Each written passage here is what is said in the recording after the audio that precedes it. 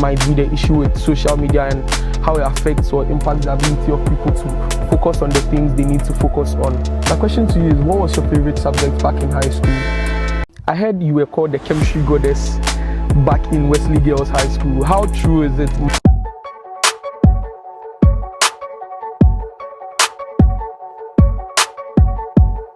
Ladies and gentlemen, my name is Joe Brony and I'm here with two of the smartest young ladies in the country. We've seen them compete for Wesley Girls High School in the National Science and Maths Quiz, the 2025 edition. This is an initiative brought to you by the One-to-One Academy, and we are just trying to glean insights from people who are into the academic space as to how they navigate these spaces with the constant evolving trends in the world. So I'll let them introduce themselves so you get to know who they are. So can you guys introduce yourself? Okay, so my name is Sarah Makutaji and I'm a first year engineering student at KNUST. My name is Delasi Akutaji and I'm a first year student at the University of Ghana Medical School. Great. So I have Seiram and I have Selassie. So let's go right into it. It's interesting that we have twins who eventually sit on stage and compete together as a team, because we have situations where there are twins in the team, but both of them don't sit on stage. How does it feel to now be separated after a long time of working together from SHS and even primary, all your days, now diverging into different courses? Like, how does it feel? So honestly, it feels very weird at first, considering the fact that we've been together all our lives, from primary to JHS to SHS, we've been together. And so we've actually not been separated for this long, for like 4 months before, right? Yeah. And also the upside of all this separation is that we've got to learn how to live independently of each other, which is like a good thing, because come on, we are growing up and so we'll not live together for all our lives. So we've got to learn how to live independently of each other. Yeah, and then this was our own decision. We decided to go to different schools. It was not anyone who forced us. We just told ourselves that we'll go to different schools because of our different interests.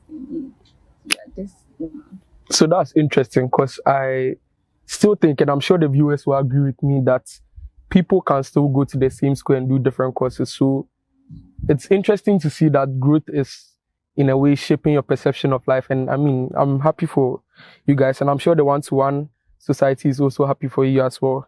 The next question is, Selassie, I heard you were called the chemistry goddess back in Wesley Girls High School. How true is it, and what piqued your interest in chemistry? I'll come to you as well. Okay, so for me, it was more of like treating chemistry with passion, and then trying to actually understand the concepts behind it, not just memorizing chemistry and then going to the exam hall and then you pass the exam and after it, that's it. I wanted to learn chemistry for myself.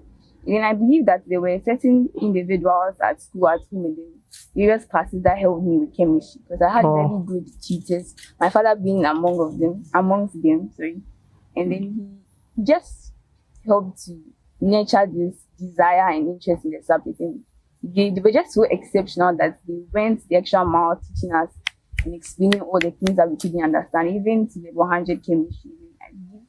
Yeah, so that perception, I was called chemistry goddess at the point. That's interesting. I have a question for you, and I'll get to her and then come back to you. It's interesting how you do so well in chemistry but decide to divert into the medical sciences. So how do you find the relation between the chemistry that you've enjoyed so much and the current field that you find yourself in? My question to you is, what was your favorite subject back in high school? Okay, so I don't really have a favorite subject. I have a couple of subjects I find interesting. Okay, so if I should just mention a few of them. Okay, so the topmost subjects are physics and math. I have a lot of calculations, so physics and math. And I think that's what has inspired my course at the university, electrical engineering. Electrical engineering, yes. That's impressive. So yeah, to you, how is chemistry? How are you finding the blend between chemistry and medical sciences? What new innovations do you think you can apply? And what would you say to the audience out there who might have had a particular niche in what they were doing back in high school and might divert into a different space in the university? How do they apply those insights they've gleaned over time? Okay, so for me, I believe that it's not every single subject you study in high school that you come and do in university. Okay. I'm doing medicine, but in medicine also contains chemistry. I did chemistry last semester, I'm doing chemistry, organic chemistry this semester, next semester. And so, just like me also, I don't really have a very favorite subject. But then chemistry is one of them because I had my dad teaching chemistry at home. Wow. We all love chemistry at home. It's just something we all love. And so, even though I'm in the medical scene, I'm focusing more on animal biology. There's a mix of chemistry somewhere. So, okay. That's interesting. It really takes a village to raise great minds such as these. And yeah, shout out to Mr. and Mrs. Akwitiji, right? Yeah, I think it's very impressive that the parents are actively involved in shaping your perspective on chemistry and other courses.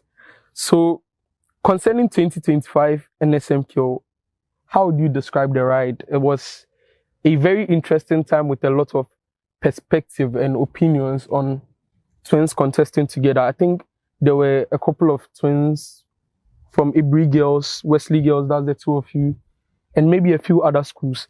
How do you think these engagements shaped how you eventually went through the contest run, and after that, the approaches that people have approached you? Like, how has it shaped your perspective on the essence of the contest?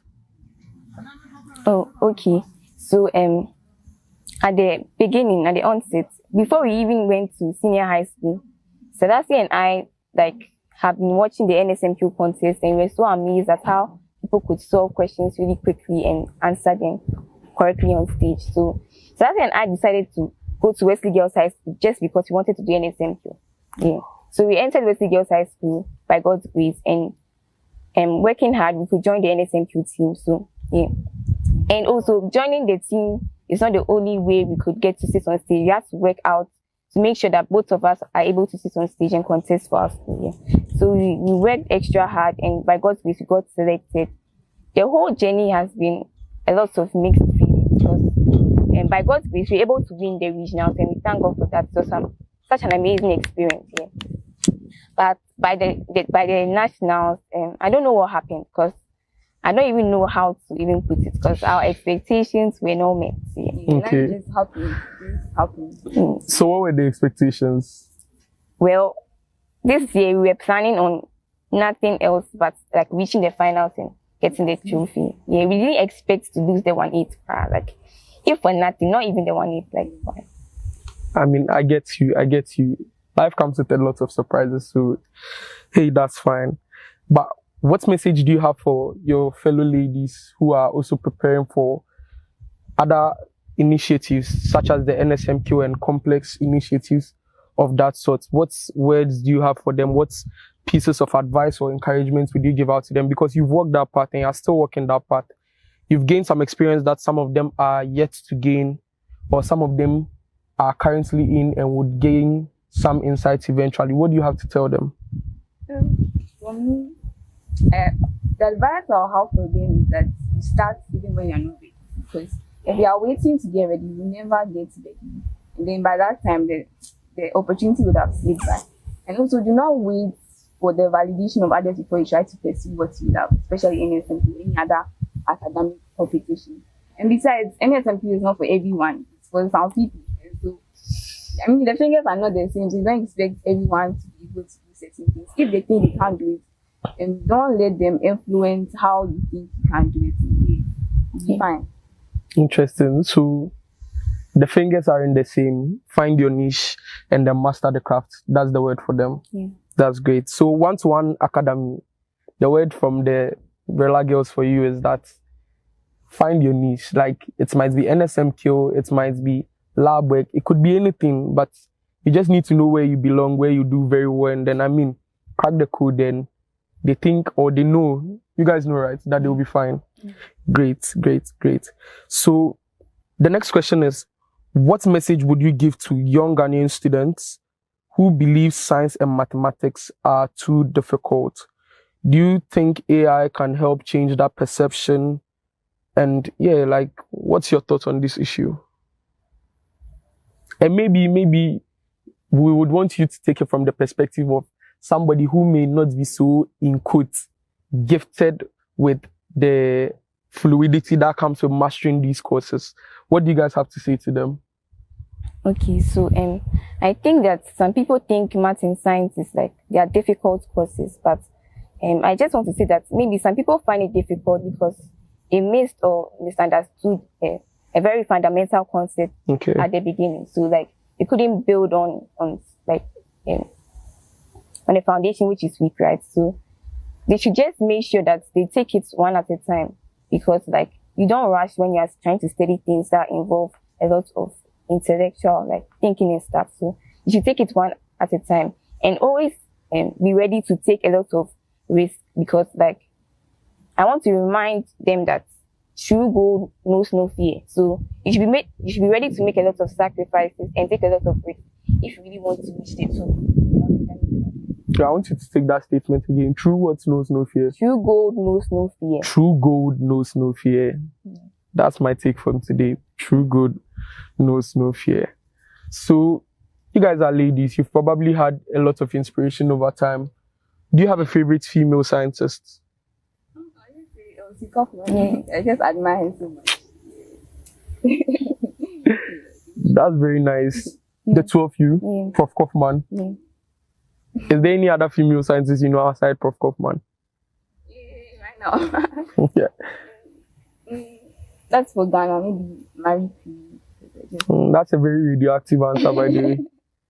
Yeah, so, okay, so Marie Curie and then Prof. Elsie Ifa Kaufman.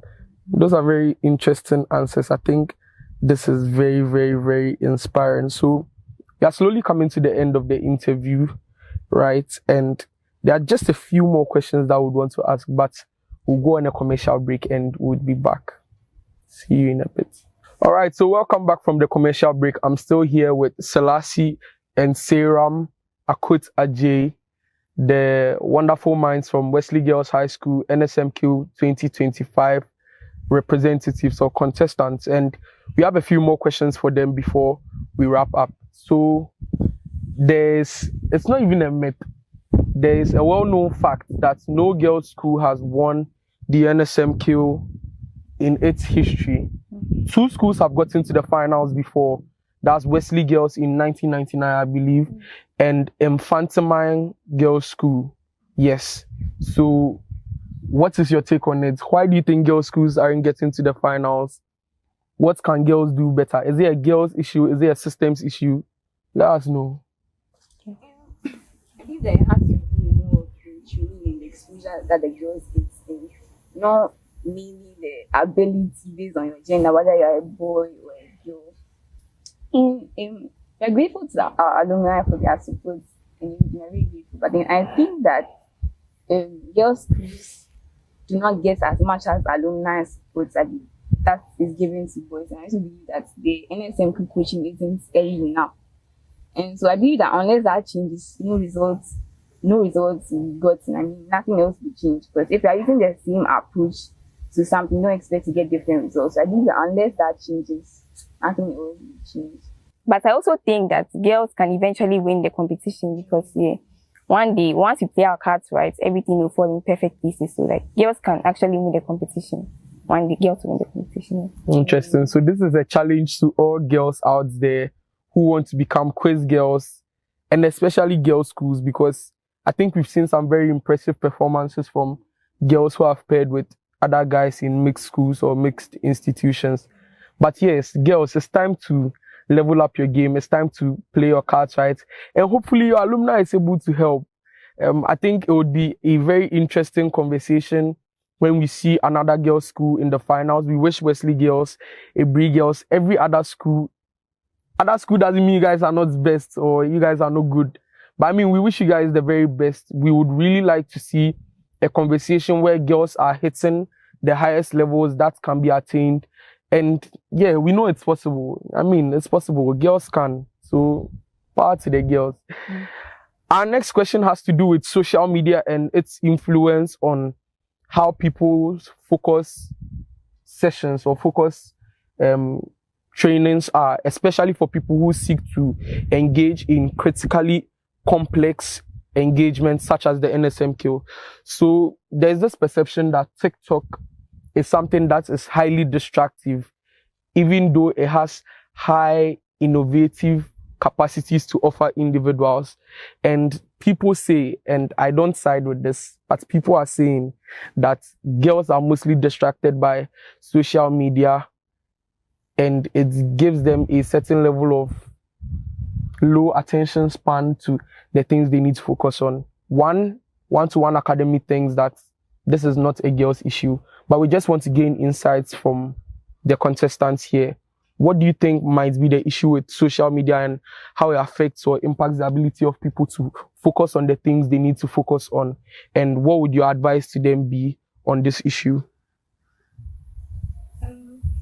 So I think that it all boils down to the motive behind the usage of the app. Because for me, I take certain chemistry lectures on TikTok. I listen to certain public speaking speeches on how to build myself, and so I feel like it's the motive behind it, the intent behind it, not just endless schooling and then just looking for things that are not important. And so yeah, I think all boils down to that. Yeah, and also if you attach discipline to it, you will not necessarily use TikTok to waste your time, because like you could just like do a regime, let's say 20 minutes a day on TikTok, and if you are disciplined and strictly follow that, I think it should not be a distraction. Yeah. And you can delete TikTok during your exam. Yeah. Just need to get distracted. That was a personal shade to me, but it's fine. So the key is to build self-discipline. You should know how much time you are going to spend on the application. Know what you are looking for. Go for it directly. This is not an issue of boys or girls. It is an issue of how disciplined you are and knowing what you are looking for. It's interesting to know that you take a couple of chemistry lectures and what's not on TikTok, because I know One-to-One Academy makes a couple of posts on TikTok, very insightful posts that students are able to learn from. And so it's important to know what you're looking for. I mean, happiness is good. There's a lot of nice content on TikTok, but know how long and when to use it. And we think you'd be fine. Our next question is a very interesting question, and it has to do with where you would want to see yourself in the next couple of years. So you're currently reading electrical engineering and you are reading medicine. How far do you want to go? Where do you want to see yourself? Do you think eventually you would branch to different areas of science, or you would move away from the sciences? Like, what's up? Where are you going? I study science because I want to continue with science. Interesting. And so as I'm in the medical school, the next 5 to 10 years, because medical school is 6 years, I want to see myself in doing surgery. That is specifically neurosurgery. Yeah, as you can see, neuroscience. Yeah. And so it's because NSMQ has taught me to work under pressure, apply science under pressure. And so I want to apply it where it matters, in the neuroscience department, in the emergency room. And so that's where I want to see myself. That's nice. What about you? And for me, I'm reading electrical engineering. Yeah, so I'll be done in 2029. After that, I want to pursue another degree in like electronics specifically, because I want to branch into electronics engineering. Yeah. So that's what I want to do. So, two interesting things. She wants to enter neuroscience, and the Ghana Neuroscience Society is having its 10th anniversary celebration right now. So I think this is a very august moment, and I really wish you the best. You also want to do electronics engineering, right? Mm-hmm. That's very interesting. Looking at the current situation with power outages that Ghana is having and what's not, I know that you'd be a very instrumental piece in that. So I wish you the very best.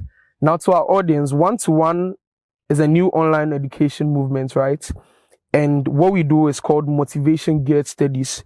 Since you are interested in the NSMQ, and that's been like the tipping point for a lot of people who want to be members of the One-to-One Academy, we believe that making students learn from tutors who have walked that path is a way of increasing the level of attraction that they have to the science and what the science has to offer.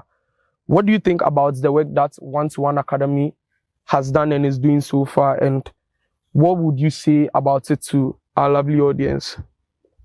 Okay, so I think One-to-One is a very good academy, because I believe that students don't really struggle because they are lazy or they don't like the topics that are being taught or something.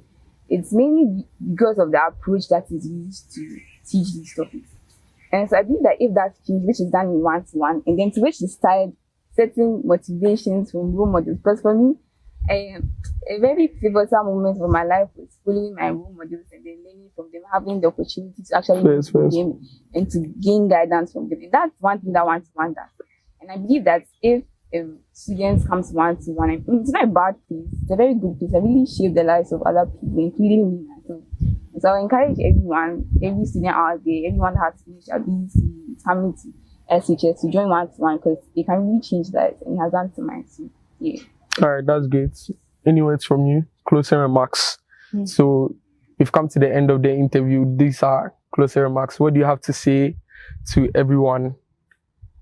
Like your parting words with them. I'll take Sarah first. Okay, so what I want to tell students is that they should believe in themselves. They shouldn't let anyone tell them they can't do something they believe and they are so passionate about, and they should be willing to take all risks and sacrifices that matter and help them. That could also help them to reach their goals. Yeah. All right.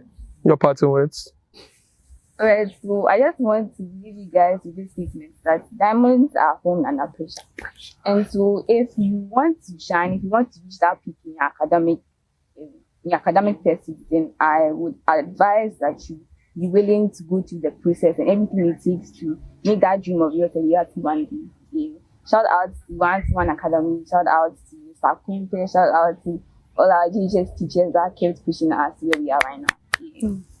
Okay, so shout out to all our NSMQ teammates from Wesley Girls High School who trained us and helped us to become the people we are today. Yes. Thank you so much.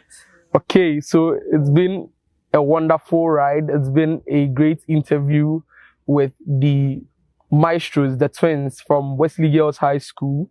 That's Seram and Selassie Akut Ajay. One-to-One Academy is poised and willing to help everyone who is interested to grow academically, to reach for the stars with their aspirations. Remember, no dream is too small, no goal is too little to be achieved. This is Joe Brony signing out, and we'll see you next time.